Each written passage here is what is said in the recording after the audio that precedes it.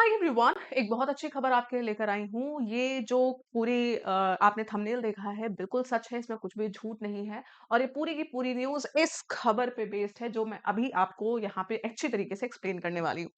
SSC की तरफ से एक बड़ी अच्छी खबर आई है कि एसएससी ने कहा है कि कुछ ऐसा बदलाव लाया गया है जिससे अब वेटिंग लिस्ट भी लाई जाएंगी।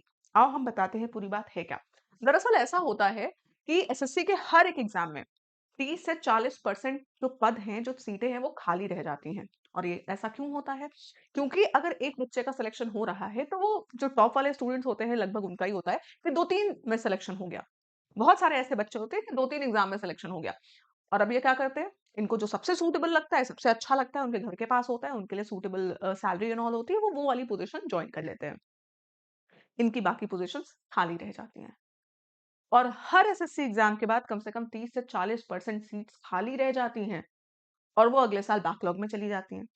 इस तरीके से बच्चे बहुत सारे बेचारे, नौकरी नहीं मिल रही है, लाखों फॉर्म भरे जा रहे हैं और पद खाली हैं।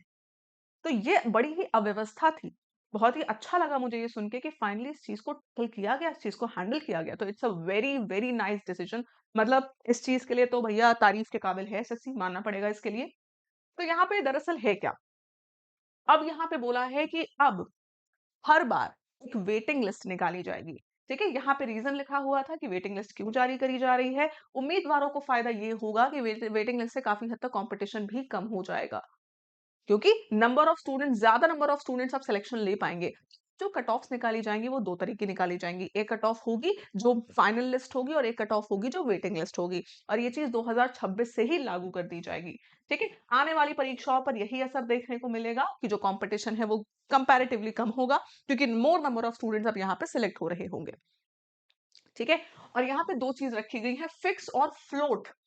फिक्स और फ्लोट का क्या मतलब है? अब जैसे कि सपोज़ 100 बच्चा सिलेक्ट हुआ है किसी एग्ज़ाम में। 100 बच्चों से फाइनल सिलेक्शन के टाइम पे पूछा जाएगा कि आप फिक्स्ड सीट लेंगे? आप फिक्स्ड हैं या फिर आप फ्लोट अभी सीट माँगेंगे?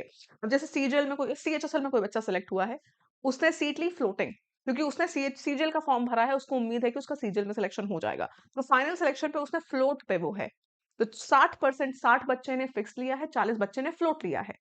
मतलब वो कहता है फ्लोट वाला बच्चा कि हम किसी और पोजीशन को भी ले सकते हैं, हम कंफर्म नहीं है इसके लिए।